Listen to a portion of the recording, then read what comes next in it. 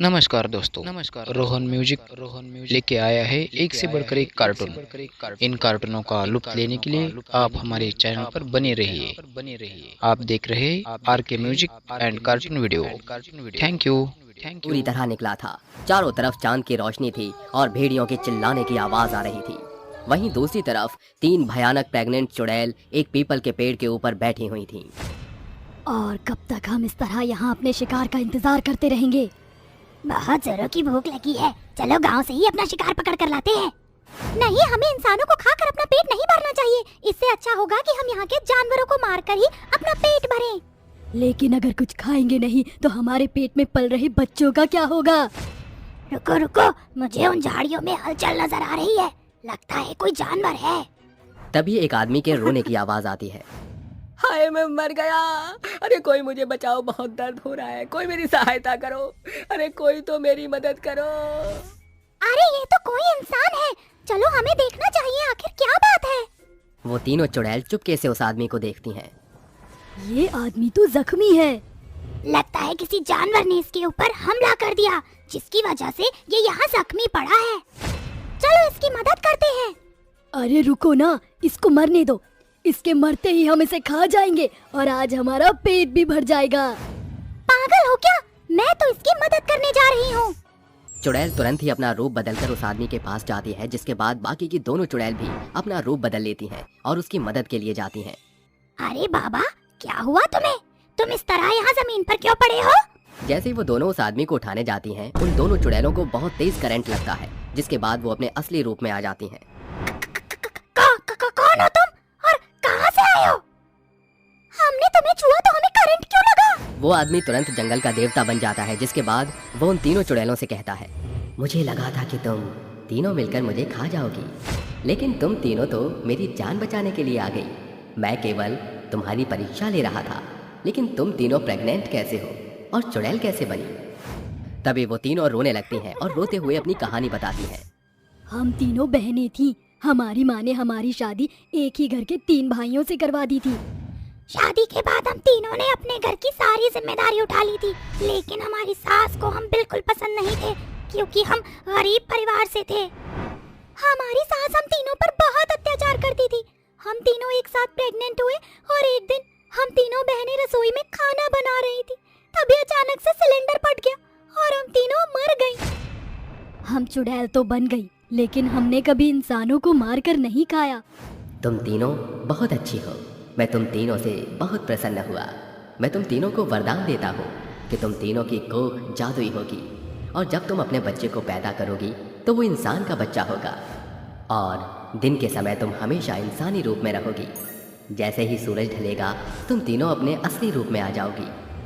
ये कहकर देवता वहाँ से गायब हो जाते हैं। तभी दूसरी चुड़ैल अपने पेट पर हाथ धरकर कहती है, अरे अरे, अब हम क्या करें? हमें तो बहुत जोरों से भूख लगी है, मेरे पेट में तो चूहे कूद रहे हैं। उसके इतना कहते ही उनके सामने कई तरीके के पकवान आ जाते हैं, जिन्हें देखकर वो तीनों खाने पर टूट पड़ती हैं, और खाना खाकर वो तीनों चुड़ैल पीपल के पेड़ पर जाकर सो जाती हैं। अगले दिन सुबह जैसे ही सूरज की किरणें उनके ऊपर पड़ती हैं, वो तीनों इंसानी रूप में आ जाती हैं। अरे देखो, हम तो इंसान लग रहे हैं, जैसे कि देवता ने कहा था। अरे बहनों, चलो अपने माता पिता के पास चलते हैं, पता नहीं कैसे होंगे वो लोग। दूसरी चुड़ैल की बात सुनकर वे तीनों अपने माता पिता के घर जाती हैं, लेकिन पहले वो तीनों खिड़की से झांकती हैं, जिसके बाद उन्हें दिखता है कि उनके माता पिता बहुत ही गरीब हो चुके हैं और उनके पास खाने के लिए एक दाना तक नहीं है। काश मेरे पास ढेर सारा पैसा होता तो मैं अपने माता पिता की मदद करती। उसके इतना कहते ही उसके सामने पैसों का ढेर लग जाता है। अरे वाह, तुम्हारे पेट से तो पैसे निकलते हैं। अब पता नहीं मेरे पेट से क्या निकलेगा। मैं अपने पेट से सोना मांगती हूँ, क्या मुझे ढेर सारा सोना मिलेगा? तीसरी चुड़ैल के इतना कहते ही उसके पेट से ढेर सारे सोने के जेवर निकलने लगते हैं। बहनों, एक काम करते, ये सब हम चुपके से अपने माता पिता के घर में रख देते हैं। वो तीनों चुड़ैल अपने माता पिता के घर में ढेर सारे पैसे और सोना रख देते हैं और वहाँ से चली जाती हैं। हमें अपनी सास से बदला लेना चाहिए, उसने जो हमारे साथ किया बिल्कुल भी अच्छा नहीं किया। तो फिर देर किस बात की है, चलो उसे अच्छा सबक सिखाते हैं।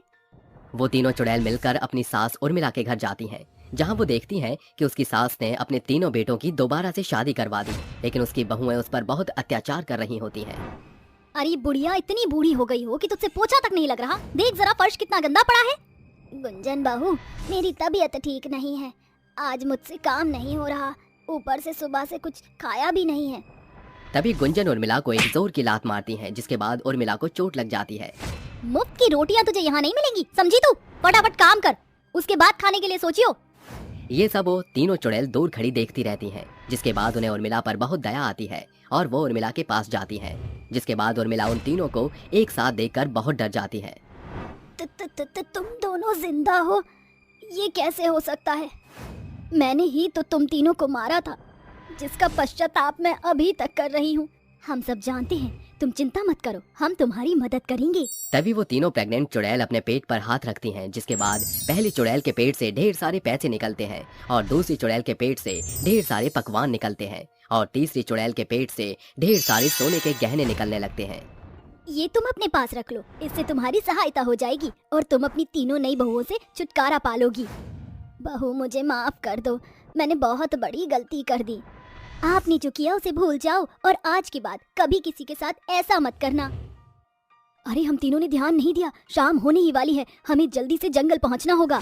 वो तीनों चुड़ैल जल्दी से जंगल की तरफ जाने लगती हैं, जिसके बाद जंगल पहुंचते पहुंचते वो तीनों चुड़ैल बन जाती हैं।